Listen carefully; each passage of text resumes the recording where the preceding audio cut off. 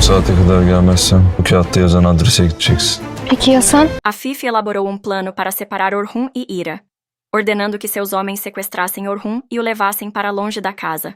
Porém, Orhun percebeu a armadilha e, ao perseguir os homens, acabou sendo atropelado por carro. Enquanto isso, Afif aguardava notícias de seus homens. Um deles ligou para o sultão para relatar o ocorrido, e o sultão entregou o telefone a Afif. O homem informou: Orhun nos percebeu e sofreu acidente ao nos perseguir. Foi atropelado por carro. Ao ouvir isso, Afif perguntou imediatamente onde Orhun estava, e o homem respondeu que ele havia sido levado ao hospital. A notícia deixou Afif profundamente abalada, fazendo-a desmaiar. O plano de Afif havia saído pela culatra.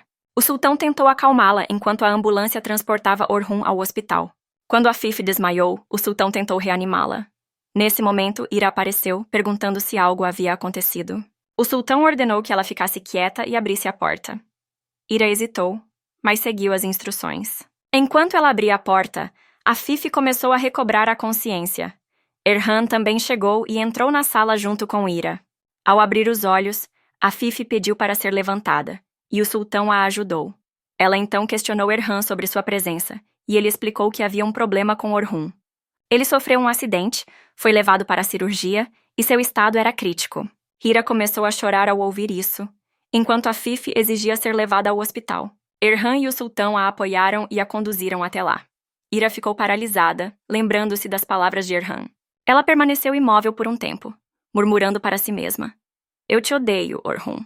Apesar disso, a culpa começou a consumir Ira e ela se arrependeu de suas palavras. Após enxugar as lágrimas, Ira decidiu sair da mansão dizendo a si mesma: O que eu fiz? Isso não pode continuar assim.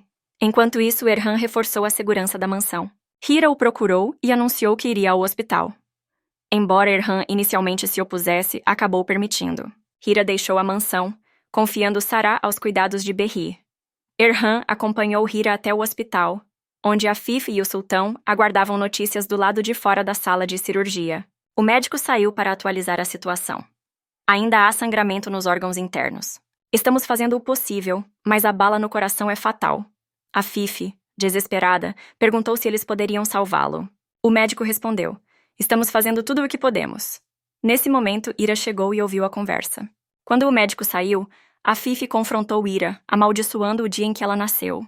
Meu filho está morrendo por sua causa, gritou. Apesar de saber que era a verdadeira culpada, Afif continuava colocando a responsabilidade em Ira. Arrasada, Ira se isolou em um canto, chorando. É minha culpa. Não, ele não pode morrer por minha causa. Orhun havia levado aquele tiro para proteger Ira, e essa lembrança a devastou. Ela enxugou as lágrimas e prometeu a si mesma: Você vai ficar bem, Orhun. Por favor, seja forte. Na sala de espera, Zerrin e Daphne chegaram ao hospital. Ao serem informadas da gravidade da situação, Daphne tentou consolar Ira, lembrando-a da força de Orhun. Ele é forte como uma montanha. Ele vai superar isso. Essas palavras trouxeram um breve conforto a Ira, que foi lavar o rosto. Diante do espelho, ela sussurrou: Dê forças a ele, Alá. Do lado de fora da sala de cirurgia, Afif mal conseguia se manter de pé. Quando o médico retornou, ele anunciou que a cirurgia havia terminado, mas o estado de Orhun ainda era crítico. Ele seria levado à UTI, e todos deveriam estar preparados para o pior. Ao ouvir isso, Afif desmaiou novamente, sendo amparada pela equipe médica. Ira observou Orhun pela janela da UTI, sussurrando com lágrimas nos olhos: Estou com raiva de você, Orhun. Raiva por nos colocar nessa situação, mas agora você tem que lutar. Todos precisam de você. De repente, o coração de Orhun parou. Ira gritou por ajuda, e os médicos correram para reanimá-lo. Daphne e Zerrin também ouviram a confusão e se aproximaram. No entanto, o médico saiu da sala pouco depois, anunciando: Perdemos o paciente. Ira ficou em choque, incapaz de acreditar no que havia acabado de ouvir. Enquanto isso, Gürbüz está no corredor do hospital aguardando notícias de Esse. Após alguns minutos, Aziz chega e pergunta a Gürbüz se o médico já informou algo sobre o estado de saúde de Esse. Aziz responde que sim, e explica que a cirurgia foi muito difícil e que a situação de Esse é extremamente crítica.